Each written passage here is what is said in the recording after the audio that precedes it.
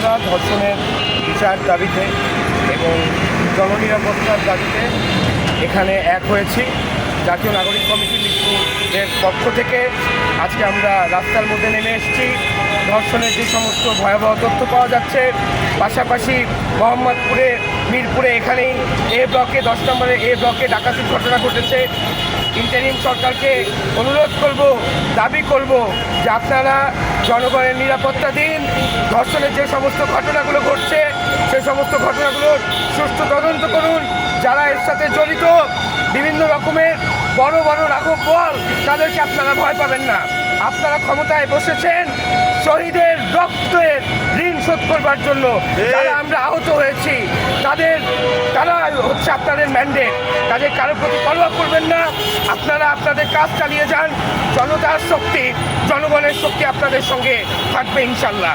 কোনো রকম অপচাপ, কোনো রকম বড় গোষ্ঠীর চাপে আপনারা নথি স্বীকার করবেন না, এটা আপনাদের কাছে অনুরোধ।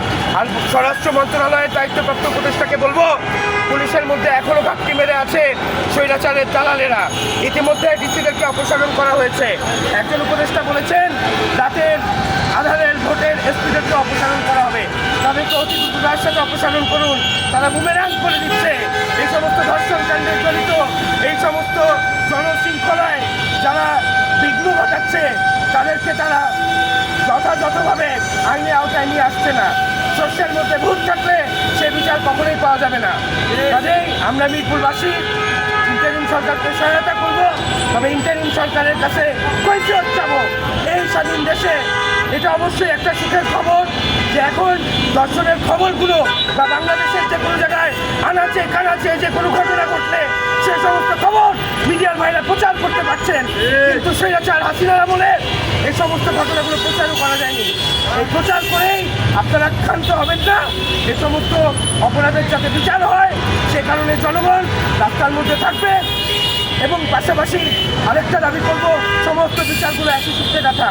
একটা বিচার হবে, আরেকটা বিচার হবে না। চুজ অ্যান্ড পিক এই নীতিতে চললে হবে না। আমাদের জুলাই হত্যাকাণ্ডের বিচার করতে হবে, এই সমস্ত ধর্ষণের বিচার করতে হবে, জনশৃঙ্খলা বিঘ্নের সাথে সম্পৃক্তদের বিচার করতে হবে। সমস্ত বিচার এই ইন্টারিম সরকারকে করতে হবে। এটা জনগণের পক্ষ থেকে এই ইন্টারিম সরকারকে ম্যান্ডেট দেওয়া এবং এই ইন্টারিম সরকারের দায়। এই বলে আমি আমার বক্তব্য শেষ করছি। পরবর্তীতে ইনশাল্লাহ কথা হবে। সকল